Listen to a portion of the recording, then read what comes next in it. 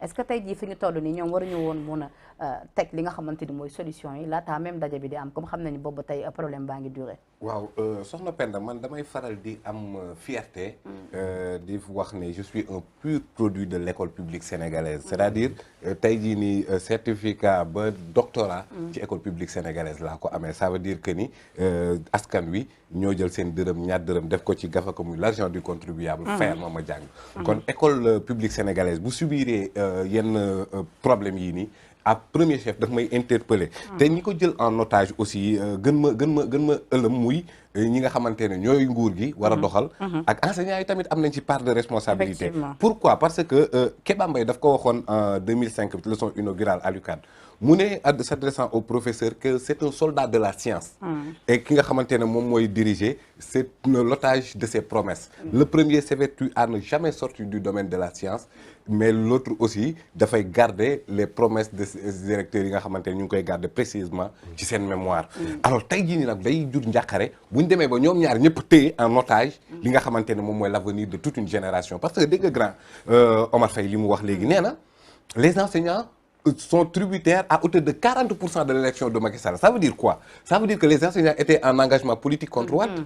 Et c'est ça qui est catastrophique. Parce que ñoom bu ñuy revendiquer ne waaw mais man maa fal diw ci administration ci ki nga xamante ne da nga am fardeau war a former toute une génération maa fal diw ak maa folli diw du rôle enseignant mais non effectivement c'est le ci enseignant yi fi dàq politique. waaw mais loolu dañu war a dépolitiser l'administration sénégalaise à un certain moment donné parce que dafa ëpp. lan moo tax à chaque fois que grève yu métti yi chaque jour ci période électorale lay nekk. loolu question la bu ñu war a poser. ci syndicalistes yi ñoom ñëpp nag ak seen i connotation politique. mu bañ a répercuter wu ci avenir u xale yi. mais tamit nguur gi xam nga nguur bu demee ba tey yow ñun jox la ne la séddaleel. xam nga bu njëkk ba Almaami Souleymane Baal ba mu tegee révolution ba pare ki nga xamante ne day diriger kooku maanaam wax loo xamante ne waroon na ak intention am rek dañ ko war a évincer mais kii dafay wax loo xam ne leer na ko ne mënu ko ba pare nag enseignant bi aussi di dundee espoir parce que en fait nekk na corporation boo xamante ne malheureusement 80% dañu ci nekkatuñ ci par conviction nekkatuñ ci par passion de jàngale mais dañ ci nekk pourquoi parce que amuñu lu ñu def loolu nag mais demal xool concours administration da ngay gis bu fekkee ni da nga jàng génn amuloo liggéey da ngay dem nekk enseignant. mais parce que effectivement dafa mel ni yaa fi sës moo koy tax a falu. tey jii nii boo concours administration bu mënti tijji enseignants yi nga fay fekk ñu fa ne xus. parce que en fait ils ne se sentent plus à l'aise ci système. mais nu ñuy def quand même pour résolver ce problème bi au plus vite. mais parce que xale yi tamit ñu ngi toog di xaar te temps xam nga depuis temps de Wade ñu ngi naan 40% du budget ñu ngi koy consacré à l'éducation. alors que tey jii nii boo xoolee même la qualité ci produits yi nga xamante ne école publique mu ngi koy dégager. yow da nga koy xool di ruus demal université léegi nga def micro-trottoir demal ci lycée yeeg yooyu noonu sur l'école publique nga def micro-trottoir xool niveau ñi nga xamante ne ñoom ñooy apprenants sénégalais da ngay tiit parce que effectivement amuñu leneen lu dul ñooñu noonu ndax ñooy doomu askan wi ñooy doomu réew mi ñoo war a yor réew mi suba donc kon nag kuy jàngale ba nekkee DTV doon def reportage terrain yi bu ñu daan dem suñu daan def reportage société dañ naan kañ dem université de ce fait dinañ am français wolof mais da ngay dem étudiant yi la wolof rek laa lay wax mënuma laa waxal français bon waxuma sax parce que am boobu gën a gàtt français bi d'accord beneen problème la ci jàng bi pour mën a nekk utile ci liggéey donc da ngay gis ne chômage bi lu ci bëri looloo ko opérationnel inadéquation entre programme bi ak kii maintenant yooyu moom mu leen question sérieuse man malheureusement dama dul dégg enseignant sénégalais yi di ko poser indemnité recherche yokk salaire yooyu rek la ñuy wax mais lan moo tax ñoom du ñu wax ci qualité d'enseignement bi lan moo tax du ñu grève pour mettre les élèves ci bonnes conditions ça veut dire quoi ça veut dire que fi mu toll nii matérialisme bi ci monde bi mais tamit manque de conviction ñi nga xamante ne ñoom ñooy enseignant ci passion parce que enseignement passion la man personnellement tey jii nii ku ma doon loo ma munti woon fay boo ma dugal enseignement du ma dugg parce que xam naa ne aw ma patience bi aw ma passion bi mais amuma tamit les bagages nécessaires maintenant nag léegi bon dañ ñëw rek ci situation boo xamante ne chômage bi mi ngi toll situation métti ku nekk pour mën a sauver li nga xamante ne une assise profonde de l'éducation càmbar ko sur les tares qui gangrènent le tissu éducatif au Sénégal ba pare nag def ko de manière sérieuse syndicalistes yi gouvernants yi parents d'élèves yi parce que ñoom it seen implication mi ngi gën a wàññeeku autant nga xamante ne association parents d'élèves daan am ñuy jóg di xeex mais yooyu noonu yëpp nag maintenant dafa baax volonté politique la laaj mais malheureusement à chaque fois da ngay gis ñi nga xamante ne ñooy jiite muy opposition pouvoir ak ñëpp da nga leen di xool de plus en plus xam ne malheureusement la question de l'éducation bokkul ci seen priorité. Voilà donc je rappelle il faut un ndëpp généralisé. que la ni ndëppal. dañuy ndëpp bi. sans complaisance du système éducatif. Le niveau est faible. Quand j'entends les élèves ou des étudiants manipuler la langue d'une certaine manière, je me demande est-ce que ñi fan la njàngi. La grammaire, l'orthographe et la conjugation ni ñu koy utiliser et à tous les niveaux. Ils ont d'autres priorités. C'est-à-dire il ne faut pas que l'éducation soit axée sur la recherche financière. da nga daan dem ba am bac téeméeri dërëm doo ko soxla xale yi léegi kuy jàngi il faut nga yor 5000 francs. alors que tu bëggoo woon yor xaalis yow si lépp c'était consacré da nga am à la quête du savoir. cette quête du savoir là maintenant n'existe plus. sunu papa yi ñun da nga daan gis ñu daan ñëm CM2 bu ñu daan bindal lettre da nga daan c'est qu'est-ce qui se passe. CM2 laa la wax. aujourd'hui avec le bac même ak ñi gis ñoo xamante ni am nañu licence pour ñu bindal la phrase bu jub sax c'était difficile. ça c'est pas bon. En tout cas war nañu donc il faudrait que ñu xool. mais rupture d'égalité bi aussi parce que ñi nekk ci privé bi tamit ñi ngi jàng. ñi nekk ci public bi ñoom pratiquement dafa mel ni ñooy ab ay kumba am. mais ça il y a la main de l'État. waaw mais parce que aujourd'hui yow xam nga ne yow comment les gens peuvent privilégier le privé au détriment du public. mais enseignants yi tamit. parce que.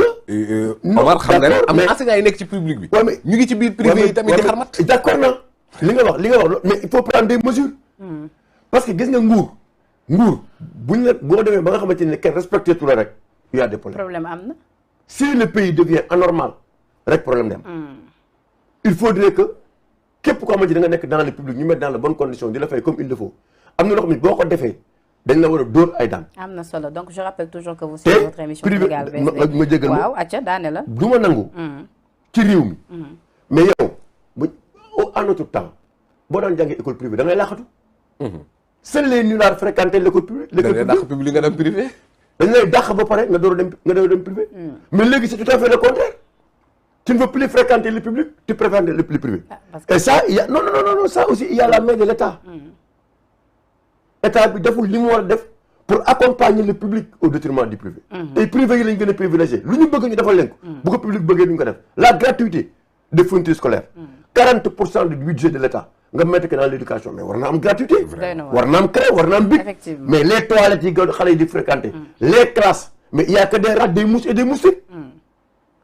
waxuma tubaab ak nag dégg nga maam kii di romb ci ay façon ay kañaak lu ne mooy jàll si classe yi loolu moo am.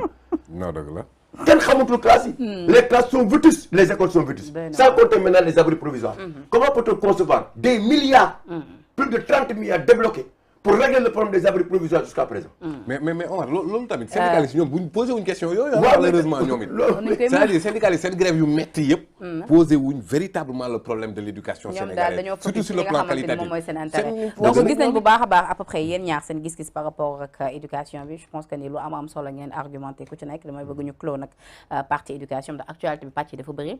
te li ñu cëralee ci waxtu moom xam naa sax du ci xaj ndax yéen ñaar ñëpp da ngeen am solo ma bëgg nag ñu dugg nag ci beneen mbir mu ñeel football bi suñu gaynde yi qualifié ci yow laa koy njëkkee grand Omar yàq nga fi gaynde lu mel ni xeme xas nga leen xam nga yow la saf nga wax ci télé bi xas nga leen ni bu ñu gañewul bu ñu ñëwee ñoom ñëpp nañ démissionné tey ji boo avec le recul nii nga toog gis gaynde yi qualifié qu'est-ce que ça lañuy wax qui aime bien châtie bien dama bëggoon ñu góorgóorlu fas jom moo tax ma tenir c'est un discours mais discours bi métti woon na c'est tout à fait normal wax nga leen lu la saf parce que j'ai débloqué 5 milliards pour qu'on les mette dans de très bonnes conditions. C'est ton argent, c'est l'argent du peuple sénégalais, c'est mon argent.